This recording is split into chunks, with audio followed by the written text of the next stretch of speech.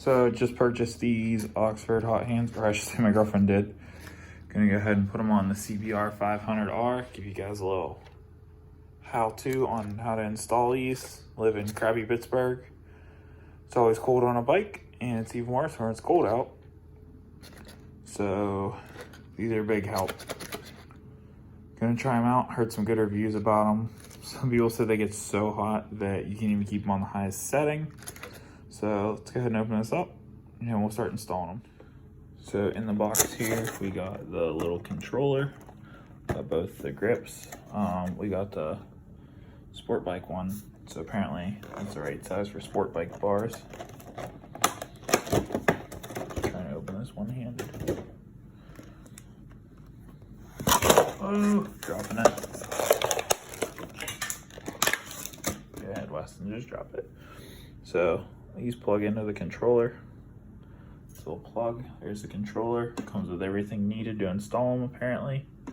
So check it out. You want to get your old grips off, just grab them and twist them and they come right off.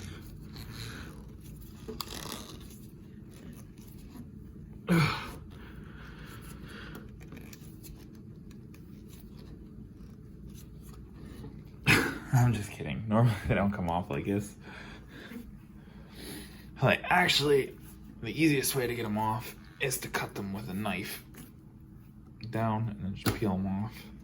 This grip is super worn out, so on the bright side, we get new grips. We don't have to worry about these crappy old ones that you can see I already electrical taped it to keep it tight, because these are just worn out and junk.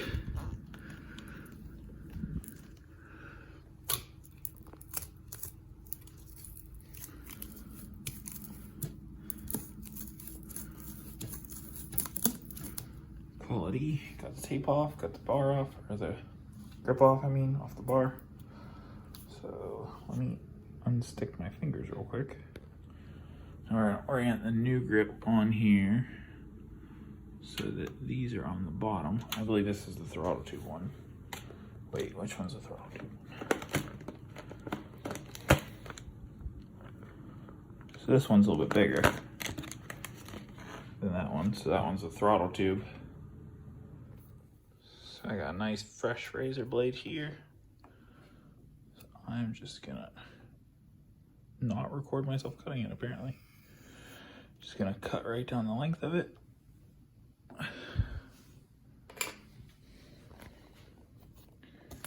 Now it's cut, it just peels right off.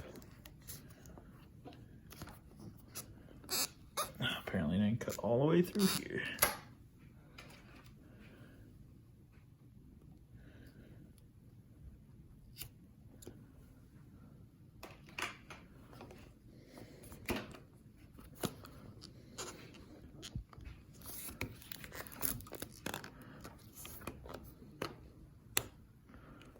Sorry, so off frame.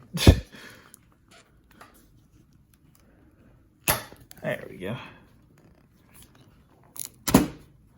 I have this old crappy grip off. Right in the trash. Now I've heard that I have to sand these down. So let me see if I have to sand these down or not. Hopefully not, but I think I do. Oh, that was miserable. So, saw it before. Here we are now. Took its razor blade and kind of just along the ridges and skimmed off the end. And now, hopefully this will fit. I know it will because I just test fit it. There I go again. Just not shooting in what I mean to. Look with my eyes, not the camera.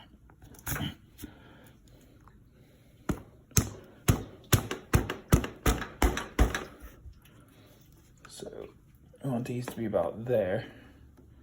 So over your wide open throttle doesn't get in the way of anything. I might actually move that up a little bit more. It's all dry fit, by the way. There is a package of glue. After I get these on and make sure they feel right, maybe I'll take it around the block. And if I like it, then I'll go ahead and glue them on. Just make sure that they are in the right spot before I glue them down permanently. Another thing I realized, it says right. And it says left. So, no guesswork. Just a little update on how things are going here. So we have the grips on. I ran the wires down. I tried to follow the factory harness. I'm gonna zip tie it to that. I'm just gonna zip tie it to the factory harness where it goes down to the frame. Pretty much do that on both sides. The controller, thought about this for a long while. Probably gonna mount it right there. Came with double-sided sticky tape. So I'm gonna mount this up right here, right on the triple tree. Same thing, wiring loop down around down here. Got the ends plugged in. Back here, take the passenger seat off. 2 6mm Allens, seat slides right off. I went ahead and bolted up the terminals. It's positive, negative. One thing about these batteries is I've seen a fair amount of people have issues with their bikes. There's a Phillips head on here. Do not use that to tighten it down. I use a 10mm wrench just so you can get it tighter, because bikes like to vibrate. Terminal vibrates loose. Your bike will give you all kind of problems. So we're gonna route it down through here. And then I think, come on out, up under the tank, and we'll secure this all up underneath this fairing under here. Should look fairly factory. So that's where we're at now.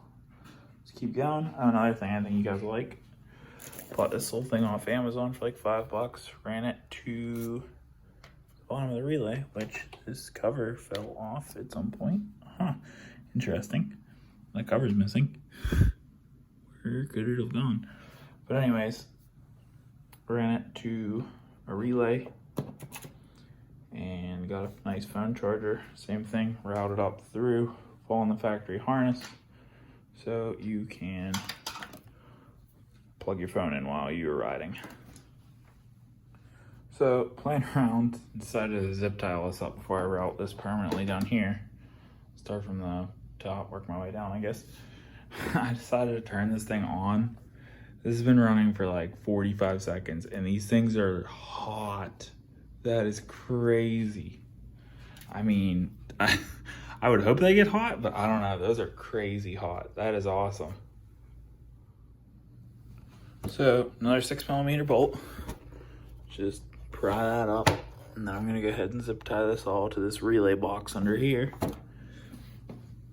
This just pulls out, straight out, and I just ran the wire underneath the tank, straight back there, tuck the excess wiring right there,